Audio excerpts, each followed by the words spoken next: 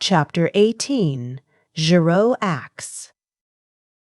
"By the way, Poirot," I said as we walked along the hot white road, "I've got a bone to pick with you.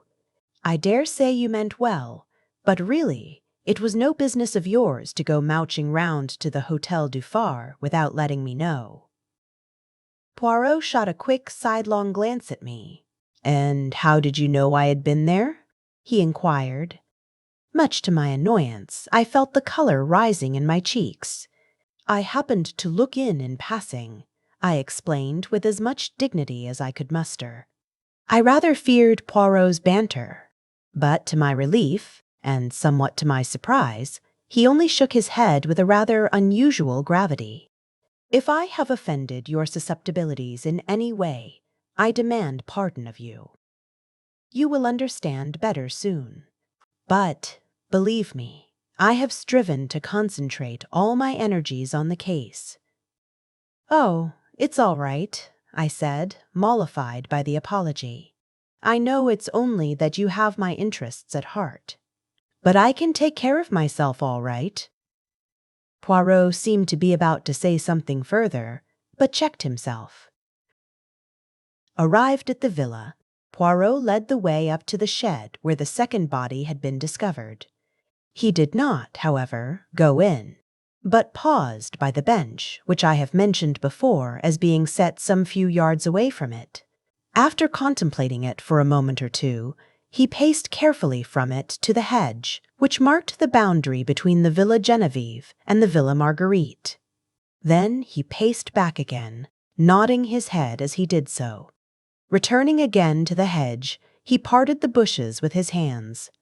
"With good fortune," he remarked to me over his shoulder, "Mademoiselle Marseille may find herself in the garden. I desire to speak to her, and would prefer not to call formally at the Villa Marguerite. Ah, all is well. There she is. Mademoiselle. Un moment, s'il vous plaît." I joined him at the moment that Marthe de Breuil, looking slightly startled, came running up to the hedge at his call. "A little word with you, mademoiselle, if it is permitted?" "Certainly, Monsieur Poirot." Despite her acquiescence, her eyes looked troubled and afraid. "Mademoiselle, do you remember running after me on the road the day that I came to your house with the examining magistrate? You asked me if anyone were suspected of the crime, and you told me 2 Chileans." Her voice sounded rather breathless, and her left hand stole to her breast. "Will you ask me the same question again, mademoiselle? What do you mean?" "This. If you were to ask me that question again, I should give you a different answer. Someone is suspected, but not a Chilean." "Who?" The word came faintly between her parted lips. "Monsieur Jacques Renaud." "What?" It was a cry. "Jack? Impossible. Who dares to suspect him? Giraud! Giraud!" The girl's face was ashy. "I am afraid of that man. He is cruel. He will. She broke off. There was courage gathering in her face, and determination. I realized in that moment that she was a fighter. Poirot, too, watched her intently. "You know, of course, that he was here on the night of the murder?" he asked. "Yes," she replied mechanically. "He told me." "It was unwise to have tried to conceal the fact," ventured Poirot. Yes, she replied impatiently. "But we cannot waste time on regrets. We must find something to save him. He is innocent, of course, but that will not help him with a man like Giraud who has his reputation to think of. He must arrest someone, and that someone will be Jack." "The facts will tell against him," said Poirot. "You realize that?"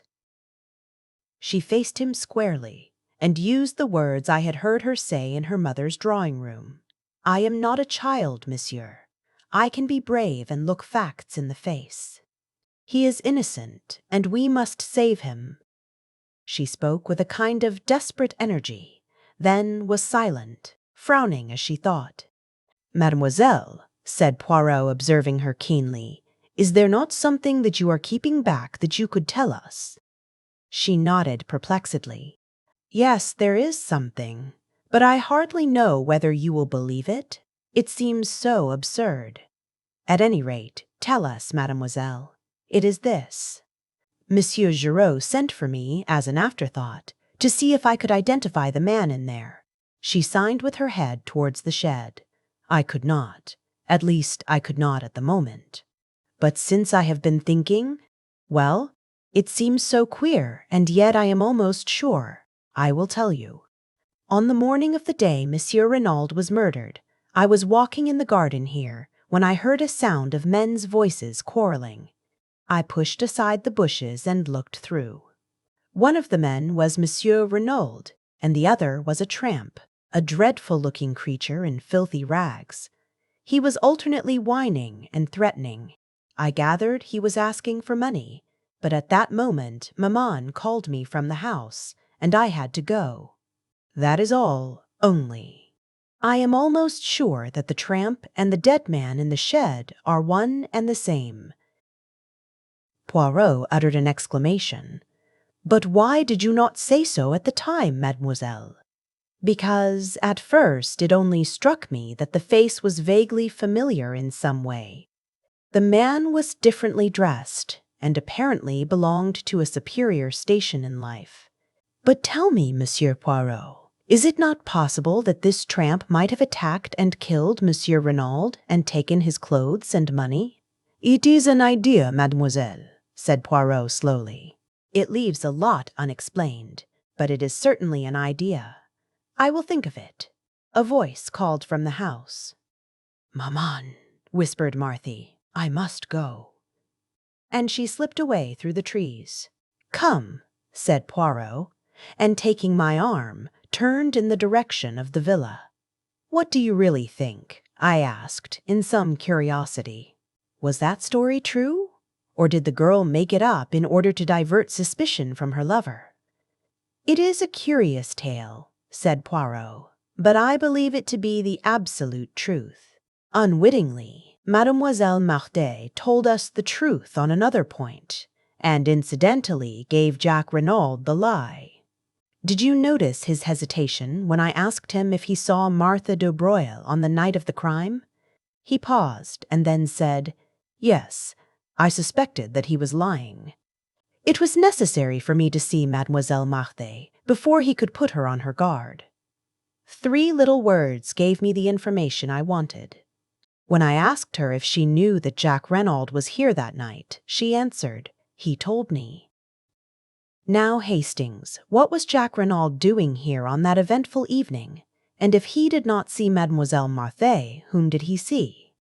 "Surely, Poirot," I cried, aghast, "you cannot believe that a boy like that would murder his own father." "Mon ami," said Poirot, "you continue to be of a sentimentality unbelievable. I have seen mothers who murdered their little children for the sake of the insurance money. After that, one can believe anything.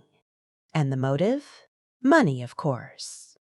Remember that Jacques Renaud thought that he would come in to half his father's fortune at the latter's death. But the tramp, where does he come in?" Poirot shrugged his shoulders. Giraud would say that he was an accomplice, an Apache who helped young Renaud to commit the crime, and who was conveniently put out of the way afterwards. But the hair round the dagger? The woman's hair? "Ah," said Poirot, smiling broadly. "That is the cream of Giraud's little jest. According to him, it is not a woman's hair at all. Remember that the youths of today wear their hair brushed straight back from the forehead with pomade or hair wash to make it lie flat. Consequently, some of the hairs are of considerable length. And do you believe that too?" "No," said Poirot with a curious smile. "For I know it to be the hair of a woman. And more, which woman?" "Madame de Breuil," I announced positively. "Perhaps," said Poirot, regarding me quizzically, but I refused to allow myself to get annoyed. "What are we going to do now?" I asked, as we entered the hall of the Villa Geneviève. I wish to make a search amongst the effects of Monsieur Jacques Renaud. That is why I had to get him out of the way for a few hours." "But will not Giraud have searched already?" I asked doubtfully. "Of course. He builds a case, as a beaver builds a dam, with a fatiguing industry. But he will not have looked for the things that I am seeking. In all probability, he would not have seen their importance if they stared him in the face. Let us begin." Neatly and methodically, Poirot opened each drawer in turn, examined the contents, and returned them exactly to their places. It was a singularly dull and uninteresting proceeding. Poirot waded on through collars, pajamas, and socks. A purring noise outside drew me to the window. Instantly I became galvanized into life. "Poirot!" I cried. "A car has just driven up. Giraud is in it, and Jacques Renaud, and 2 gendarmes." "Sacré tonnerre!" growled Poirot. "That animal of a Giraud, could he not wait? I shall not be able to replace the things in this last drawer with the proper method. Let us be quick." Unceremoniously, he tumbled out the things on the floor, mostly ties and handkerchiefs. Suddenly, with a cry of triumph, Poirot pounced on something, a small square cardboard, evidently a photograph.